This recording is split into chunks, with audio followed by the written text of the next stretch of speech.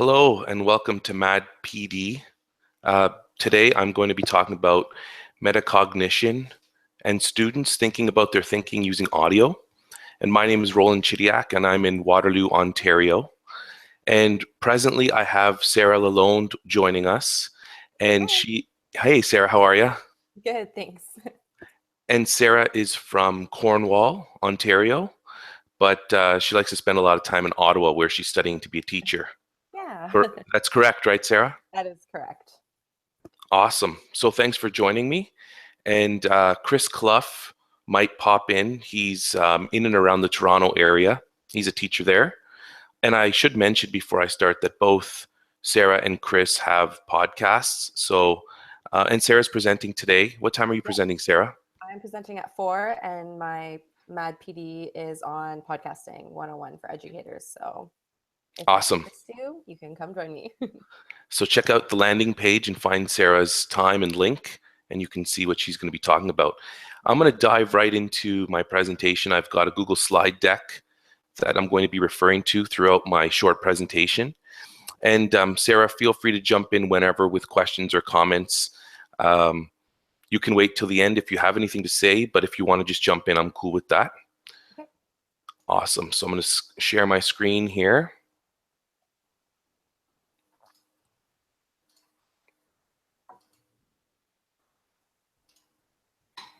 Okay, Sarah, do you see my slide deck? I do. I will make it bigger. Is that good? Perfect. Awesome. So, again, my name is Roland Chidiak, and I'm talking about metacognition, using audio to help kids think about their thinking. At top right-hand corner is where you can find this slide deck. It's bit.ly/madpdrchids. So I'm going to get into it by starting with a little bit of context and history about how all of this came to be. And I've got three sections here that I want to discuss. So the first one is pre-August. So last year, I would say in June or July of 2016, I was really connecting with Brian Briggs, who's an educator in California. And Brian has a podcast with a gentleman named Ryan O'Donnell, and it's called Check This Out. And it's all about new tools and new things in the education space with respect to ed tech. And listening to Brian, and having met Brian before, I talked to him about podcasting, and Brian's take on podcasting was that rather than blog about his ideas, he didn't feel as comfortable writing as he felt talking. So he started his podcast, Check This Out, and kind of talking to him, listening to his podcast, I felt like I wanted to go down that road. So then in August 2016, I started my own podcast, Roland Chidiak Connects, which is all about inspiration and motivation. So I like to meet up with people and talk about the work that they do and what motivates and inspires them. And that's been going on since August 2016. It's been a lot of fun. But from that, I discovered like all the reflection I was engaged in, listening to my guests, listening to my own voice speak about certain things and express certain ideas. And so from there, I got the idea, which is not a new one, just it was novel to me at the time. I got the idea that perhaps I could use audio with my students as a different way to help them reflect on the work that they're doing and the thinking that they're engaged in. So then I brought this to my students and they were interested. So in December 2016, I started a digital home for a place where I could keep all these audio links for people to listen to. So we would record our thinking at school, and then I wanted a place to keep it where people could access it so we could share it with whoever wanted it. So we started a blog site, and from there it's kind of gone on. So that's a bit of the context and how we got to where we are today. So at the beginning of this process, I wasn't 100% sure how I wanted it to work. So what I ended up doing was, you see this picture here of the computer in my classroom. and the camera and the microphone. So I wanted to start capturing their thinking. And I wasn't 100% sure how to do that. So I started with this workstation. So this is my desk. This is where I do all my work. And the computer's right there connected to the interactive whiteboard. So this is how we started. The kids would come to this section here, this desk, and I would have this mic that I would hold in front of them, or they would hold themselves, and we'd put something underneath the camera. And it was very static. Like, people had to come to me, so I had to invite them, or they just had to come over onto my turf. And before we would start anything, we would always have like a pre-conference just to talk about what we might talk about. So this was the initial setup. And at the bottom here is the link to our blog, where we keep our audio artifacts and some video artifacts. So a little bit more about the beginning of all of this. Here you see my workstation again with the camera and the mic. And basically what I envisioned, or how I decided to move down this road, was to use Hangouts on Air to capture the video and the audio. And what I would do is then I would take the audio, I would strip it from the video and just use it as an MP3. So the students would come to me with whatever idea or whatever work that they were doing, that they were going to talk about. And over on the right-hand side here, this is one of our first artifacts. And as you can see, it is a video. Now, none of the students are shown in the video to protect their privacy, but you can see the beginnings of kind of the plan, capturing the video, capturing the audio about the students talking about what they were doing, their learning, which would give them a way to help them reflect upon what they had done. So this is all at the start. Now, as time went on, we started to feel limited by having just that workspace where people could talk about their learning. And so it shifted. And it seems so obvious now that of the way that I'm doing it now, that it could have been done that way at the beginning, but it goes to show that there's a process, there's an evolution with most ideas. You don't just know what you're going to do right away. And if you do, it will probably change. So working with students, and when I say now, I don't mean right now, I mean maybe in like January or February, we shifted. And what happened was I started to use my device to go around the room. So I was much more mobile. And as you can see here, in terms of location, I have a picture of the classroom. So I started going to the kids, or they started coming to me and saying, you need to come to us. We're over here in this corner. We need to talk to you about our learning. Here in the example section, if you click on that picture, it'll take you to a link, and you can listen to some work that was done recently. And you can hear kind of the difference in the sound quality, and everything just seems more relaxed because the students are much more used to practicing this way, to using the audio to help them. In terms of sharing, well, we have our blog site, and the link is down here in the left-hand corner. But we also usually share a lot of our new learning via Twitter. Our class has a Twitter account. And then the reflecting piece. So at the beginning, when we would record the audio or the video, I would have to really prompt my students to go to it, listen to it, and then think about their thinking. But now it's different. Now, after they record with me and I post it to our blog site, they will actually take out their mobile devices, they will go to the site, then they will listen to themselves talk, and then they will come back to me and talk to me about what they liked about what they said, or maybe what was incorrect, or what they wondered and wanted to change. And so now it's gotten deeper. It's now no longer an event in our classroom to use audio to record our learning or our questions or our connections, and then go back to them shortly thereafter, maybe a day or two later, or on their own time at home, whatever. But I do know that feedback loop is coming full circle now. They are going back. They are listening to what they had told me about their learning, and then they're telling me whether they feel it's accurate, whether they feel it's not accurate, or whether they need more learning. And so now we're having this robust conversation about their thinking, which is really awesome. And so basically the last part that I'd like to talk about is what's going to happen next, like from my perspective and from what my students have told me. So um, the next big iteration, I would say, is I've been telling my students that, okay, so I've been coming to you with my phone and kind of engaging you, but now you need to start initiating this process on your own. So you need to, if you're not comfortable using your device, you can come to me and you can say, hey, this is what I'm doing. I want to talk about this, and then check it out later. Um, the students are free to use their devices. So if I could get technical here for a minute, what we do is we record on my iPhone on the voice recorder that's just built in, and then I upload it straight to my Google Drive. So my students have the capacity and the ability and the technology to do the same.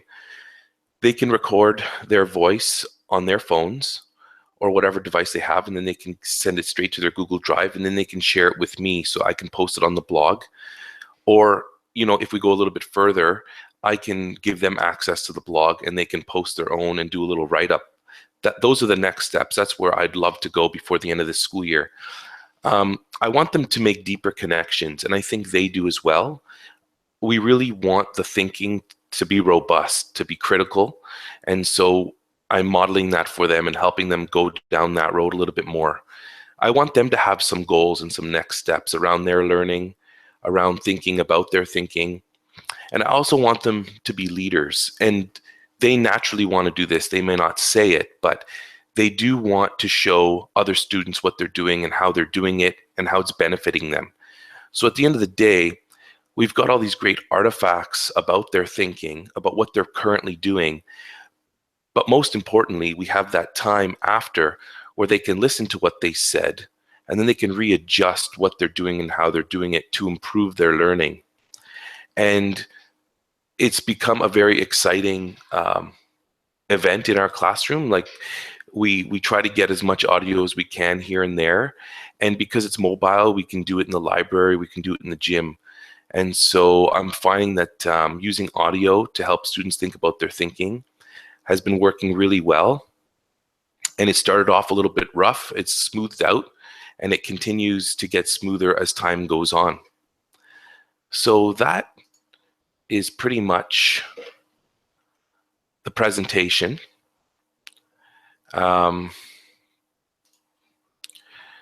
Hey, Chris, welcome.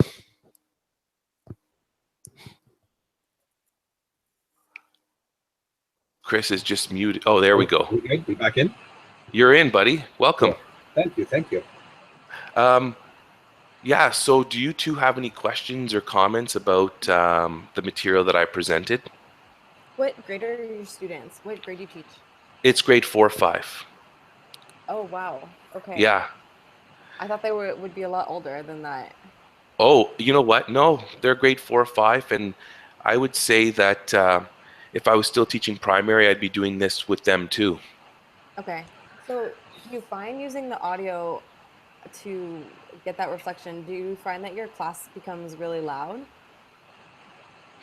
My class is always loud, so it's not gotten any louder than it's already been. It's remained the same. I think. Well, I didn't show you. There's a picture. I probably didn't put it in there, but there's a picture of a back room that I have, and so a lot of the time the students, they'll bring me back there and they'll say, "Can we talk in here? It's quieter," and all their work will be set up there anyway. But that example that I posted in slide 3 or 4. If you listen to it, you will hear other students in the background, and that's kind of always the way my class is. Mm-hmm. At the beginning, we started with, everybody quiet down, we need to talk. And I think that was just building more anxiety. That was making it more of an event and not a routine. And that was a problem with my kids. So the noise level's not changed, but the attitude towards it has. And so, I tell them, we're going to record your thinking. And if we come back to it and it's not usable because it's too loud or you're not loud enough, that's okay. It's part of a process. I'm not just trying to collect artifacts. I'm trying to help you with your learning. Yeah. Cool. Can I jump in on that? Of course. So my context is I don't have large numbers of students. I can have quite a few students, but not all of them would be working, let's say, on content that I had designed or that we had designed together. So one of the things, and Sarah, I teach in high school. So what I've done at the front end of the semester for the students where it's courses that I have more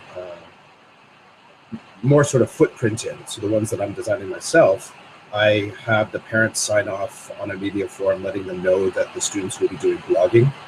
So I use Google Sites and some of the tools that Roland's talking about, and the students are posting themselves. So they may capture some audio, they're going to hang it right on their learning blog. Or often I have them do sketchnoting, so they'll take pictures and post that right in there. And what I'm able to do then is also work through website design with them. And the new Google Sites is it's a point and click. If you can do a Google Doc, you can do a Google Site now.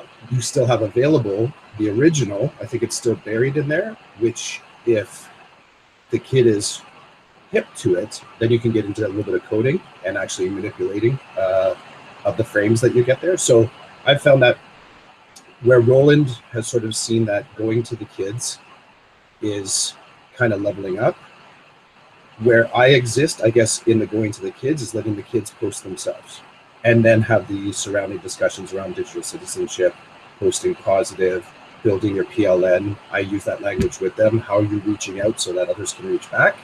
I do have the luxury of small scale, but I'm not in this position for a long time. So when I go back to larger classrooms, I'll use the exact same model with the exact same tools because I like the autonomy. I like the idea of the kids posting themselves and then being able to share with their, whatever their PLN is, their parents, their friends, their community. Yeah, I would agree that, it's really neat to hear you talk about your high school context compared to my junior context. It'd be awesome if we had a primary context too, but like I said, if I was in primary, I'd be doing the same thing. And it's all about that.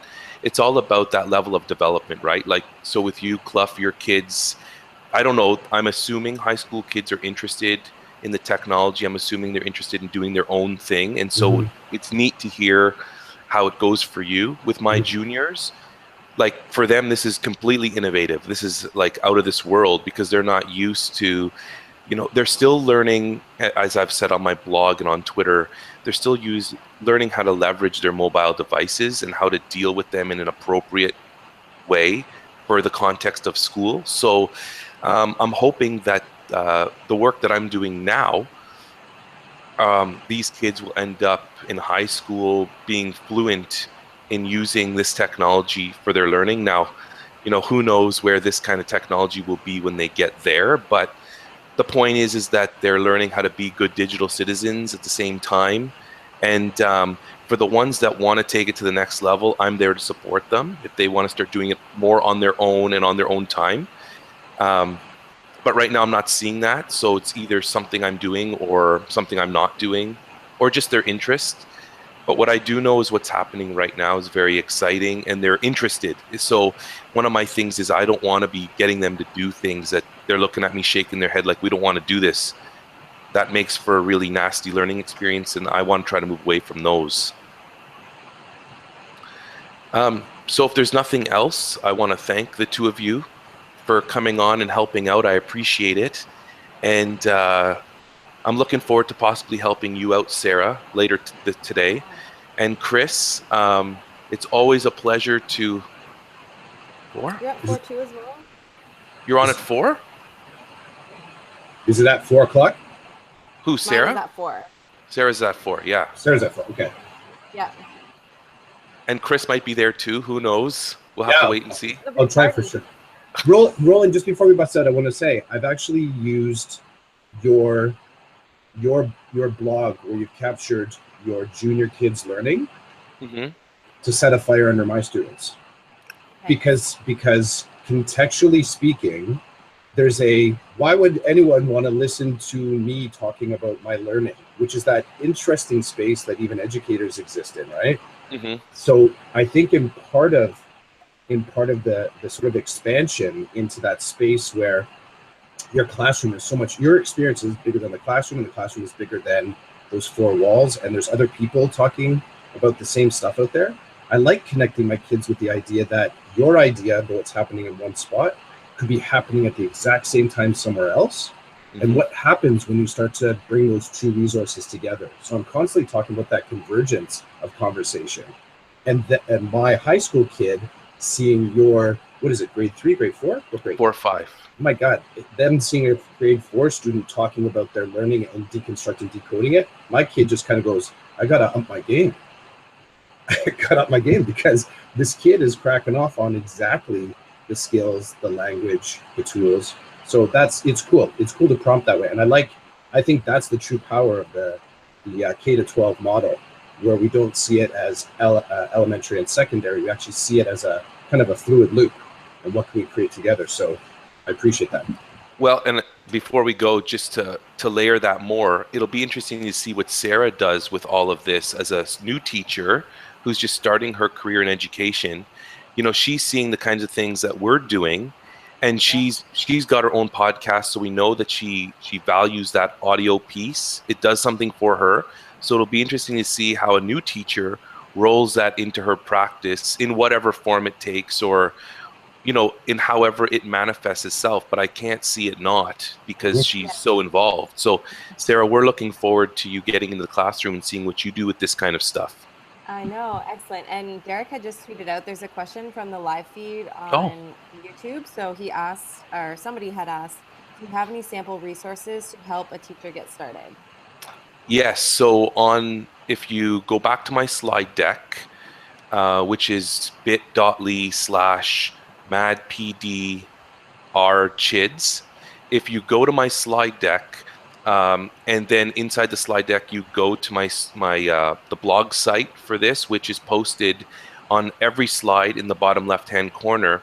The first post that was posted on the blog is the flow and the actual process I followed from beginning to end, so that you know exactly how I set it up and how I did everything.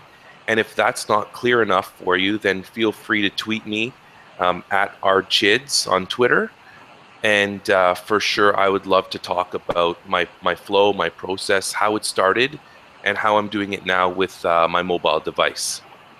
I'll add too, Roland, Chris J. Clough on Twitter as well. Whoever's asking that question, reach out directly to me. I would love, I'll do one-to-one. You want to do one-to-one? You want to do email? No, seriously, right? Because this is how you build it, right? This is how it starts. And I love that someone's asking that question, because it's the perfect beginning question.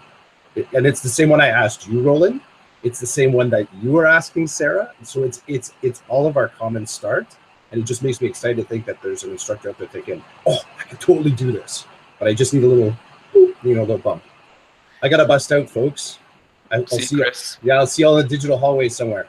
Right on. Take care. Ciao. Bye, Chris. And Sarah, before we go, do you want to tell everybody your Twitter handle?